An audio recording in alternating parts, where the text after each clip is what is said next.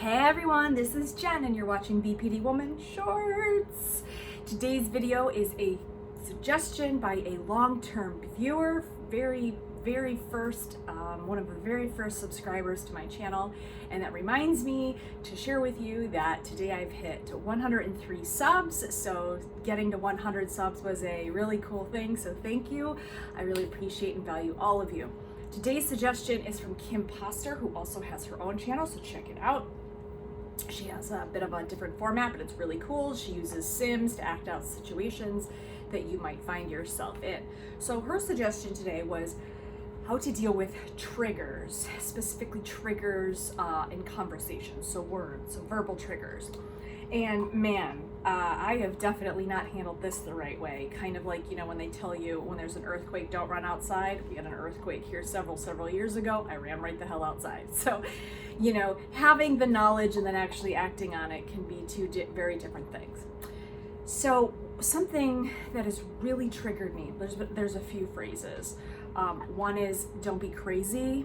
Okay, that's a big one. When I hear that word crazy, it's just so demeaning.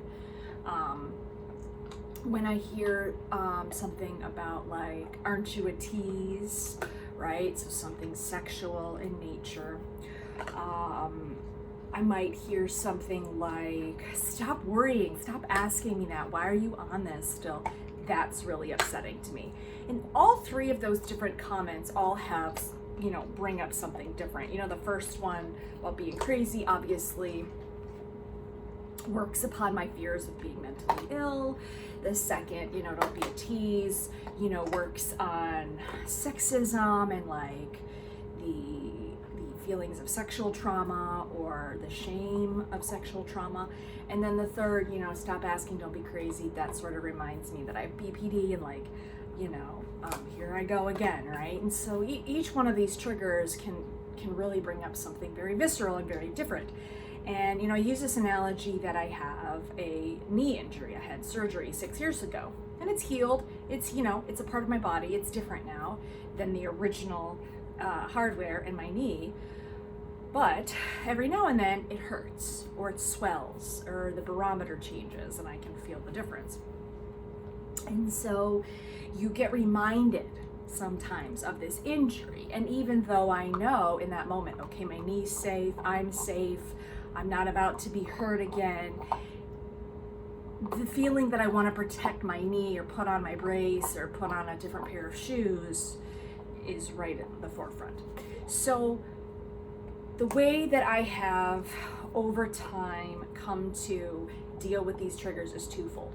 First is what I just did, which is identifying what your triggers are and where they come from, right? So as I said, you know, somebody saying that I'm acting crazy, that might play into that, like I'm defective because I'm mentally ill, right? So you're gonna wanna have to understand a bit where this trigger comes from. And the second thing that you can do here is, well, that's three. The second thing is to put a different narrative. So much of borderline thinking or cognitive distortions is about the way you perceive something. So the way that you can perceive something differently could be to say, yeah, that's right. I have BPD, but I'm getting help. So what did you do today? Right? You can turn that weakness into a strength. You know, like I had a boyfriend, long gone now, who, you know, really had a low amount of sexual partners. And he said something about, you know, oh, don't tell me how many partners you have because then I will, you know, think of you differently. So I blurted out like how many I had. Like, how dare you? Like, I'm not ashamed. Those are people, you know, given my age, that's not a lot of partners, okay? So turn that narrative into something different. Oh yeah? Do you think that shames me? Well, let me step forward and let you know that does not shame me, right? Because that's, I think, a lot of the heart of these triggers: shame, anger, fear. And then the third thing to tell yourself, and really, this is super true, that shit's about them and it's not about you. The ideas that somebody has that women may be too promiscuous or that, you know, if you're acting dysregulated, you're crazy, that's their baggage, right? That's their unhelpful, negative perceptions that really have nothing to do with you. There's a great book that I recommend, and it's called The 4 Agreements by Don Miguel Ruiz. And one of the agreements is don't take anything personally. And so much of what we say, what other people say, has almost zero to do with the other person. Zero. It's about their thoughts, their experiences. So I hope those 3 things help. This has been BPD Shorts and how to deal with verbal conversational triggers. Let me know if it's helpful for you. What kind of triggers maybe have you come across? And let me know how you've dealt with them. My name's Jen, and I'll talk to you next time. Bye.